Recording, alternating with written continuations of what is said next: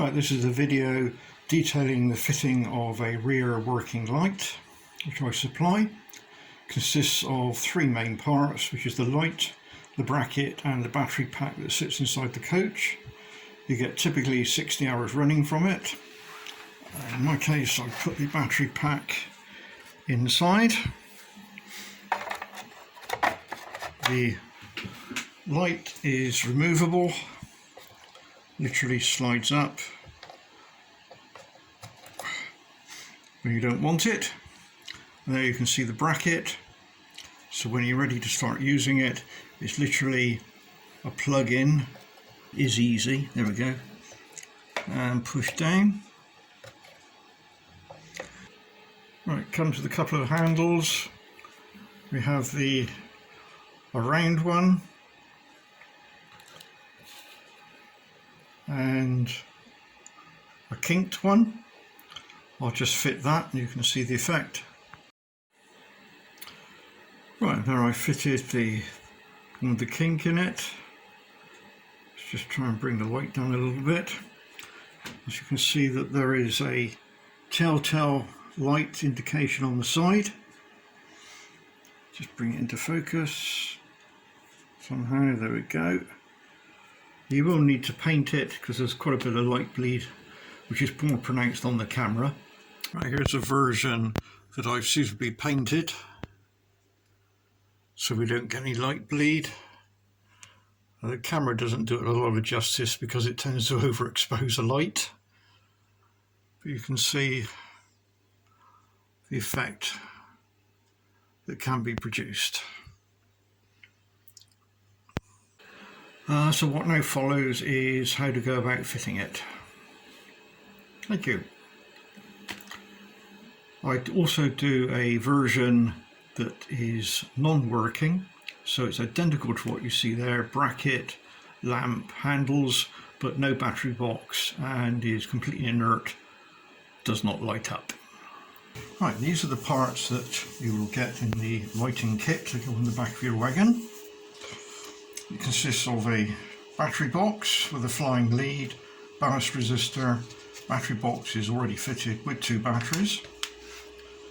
You get the mounting block that glues onto the back of your wagon. You have the lamp which loads into the bracket. And then you have two types of handle.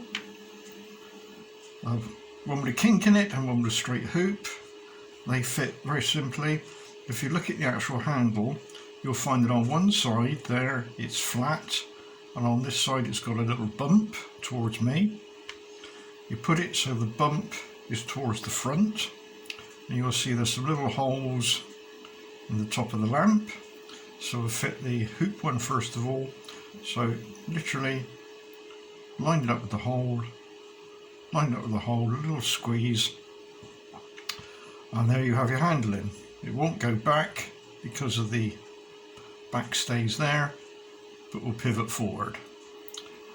And we can do exactly the same with the one with the kink. They're quite fragile, so go a bit careful. Again, flat area, hit the back, into the holes, gentle squeeze. Won't go back anymore, but will go forward. So we'll take that off so we don't break those for the moment. If we take the bracket, we won't fit it for the moment, and the light, you'll see that it actually has two prongs sticking down. They load into the small connector, and then it's quite a firm push, but will slide down quite nicely. Maybe just a little bit of grease or Vaseline on the connector will help it to slide on. Coming out the back is two prongs, so that will be fitted onto your wagon, which we'll do in a moment, and the prongs will protrude inside, and that's where you connect the battery box up. Battery box is connected up with the positive, which is the red wire, facing towards me at the moment, and literally that's just a push fit, as you can see there. You won't do any damage if you put it the wrong way round. So if we put it on backwards, so to speak, It just means that the actual lamp won't light. So the first check is, do we have a working system? So plug in. On the battery box is an off-on switch. So push the switch to on. And then take your lamp and load him in. And you can see lights up immediately. On this particular style of lamp, we have a telltale which comes out through the side as per the original, which obviously gives you an indication the lamp is working. Now there is some light bleed through on the type of plastic I'm using. I just can't get a more denser plastic. So it will need a light coat of paint, a dirty white, a grey, something similar, but literally almost like a wash it is all it needs. And obviously go a bit careful around where the LED is. Right, so now we can move on to actually fitting this into a wagon. So we'll take the lamp off, take the back off, and we'll put the handles to one side. Now the particular wagon I'm going to fit this to is one of my Victorian wagons. So I'll just zoom back so we can see what we're going to do. Now the first thing to remember is that the battery box has to go somewhere. So you need access to put the battery box in. You needn't worry about the on-off switch because obviously when the lamp is not fitted, it's not running. A typical battery life is if you plug it in and wait 60 hours, that's right, 60 hours, you'll then find that the LED starts to go dim. So you've got a 60-hour running time. Right, so let's move to put the battery box out of the way for a moment, and we'll plug the light into its holder. There's a reason why we'll do that in a moment, I'll explain. And we now have to sort out where we're going to put it. Now obviously, because the lamp plugs in from above, you need a little bit, about 2 centimeters clearance above the top. So what you don't want to do is to put it right up close near a roof, otherwise you want to just slide it out of the way. So the thing to do is to find a little bit of masking tape, and then roughly where you think you're going to put the lamp. In my case, I'm going to fit it there. So just put a piece of masking tape in the rough area.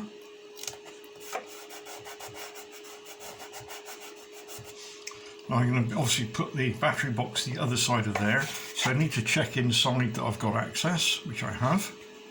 So we'll take the roof off.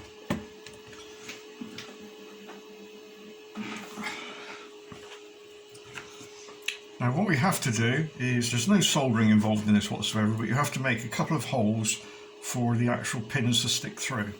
So using a pencil and your masking tape, put in where you think it's going to go. In my case, I'm going to put him in that position there, and then underneath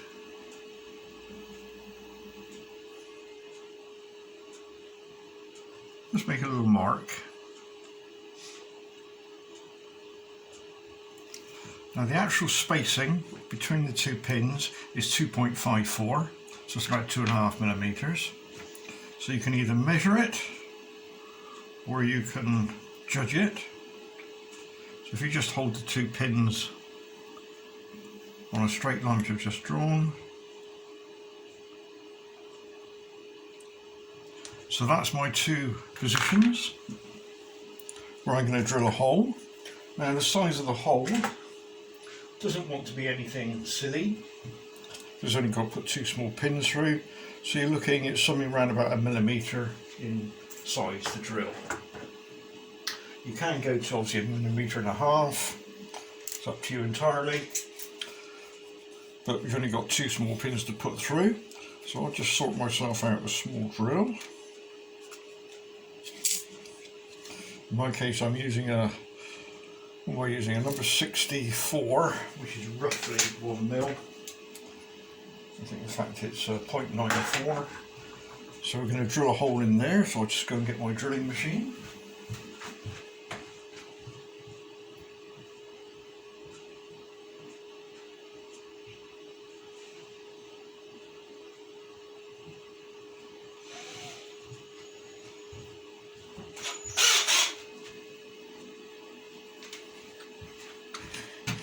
Right, so I've got my drill, but the drill doesn't quite grip in the chuck. So what I do is add just a little bit of masking tape just around the drill, just to take the size up a bit. I'm waffling on, I know, a little bit. You can obviously speed this bit on. Probably teaching you all to suck eggs really, but there we go. Right, so let's just increase that slightly. So you can use a pin drill, pin vise. Right, I'm now going to drill my holes.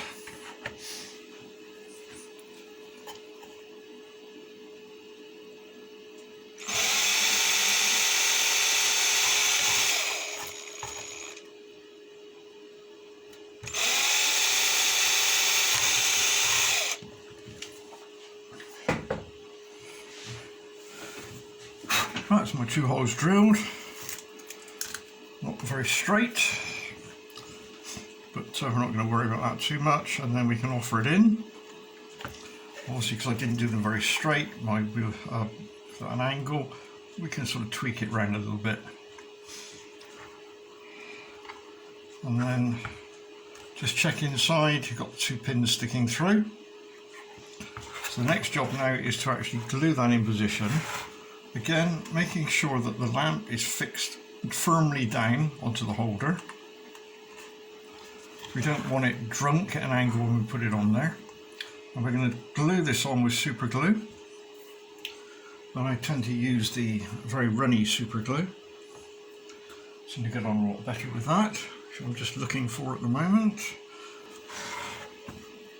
So what I'm going to do is take him out, and then be careful putting the glue on, that you put it on the holder and not on the actual lamp itself. Shouldn't need an awful lot because the pins help it stay in position. So I'm going to have to get my head in here to see what I'm doing. So into the holes, and then push him down, making sure that it's lined up straight, and then push down firmly.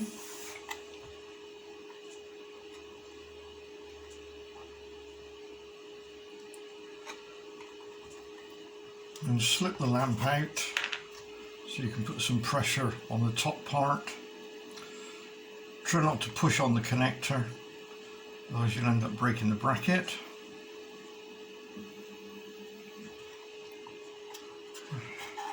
Once you're happy that that's glued in position, we can then add the battery box. Again, don't forget, positive is towards me. So we slide him in, finger on the outside so you don't pump it through. Make sure the battery box is turned on, which it is.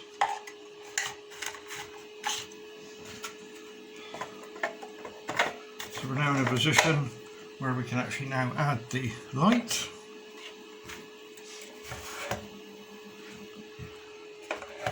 So as we add the light, I'm pushing down. So there we have our working rear light, with obviously the telltales on the side. Nice and easy, dead simple to do. I sell these individually on eBay, so you can actually search for this on eBay, and if you buy 2 or more you get a 10% discount, or you can come to me directly.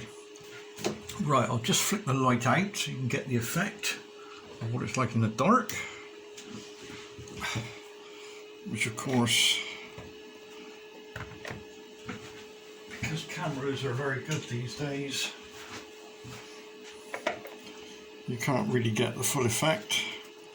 If anything, it's a little bit overexposed. It's not really that bright, it's just that the camera can't really do it justice.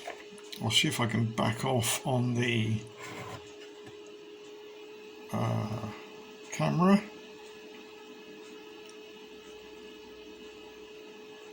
There we go, it's a bit better. So you can see now, so I've darkened it down a little bit. That's about it really. If you wish to run obviously with the lamp off, then you just go inside and switch the battery pack off. But because you get 60 hours running, I can't actually need to do that. In my case, I had somewhere to put the battery pack. In your case, it may be you have to put it underneath somewhere. But I've tried to do it so that there's no soldering involved. The batteries are CR2032, which on eBay are about 20p each. That sums it up. Thank you very much.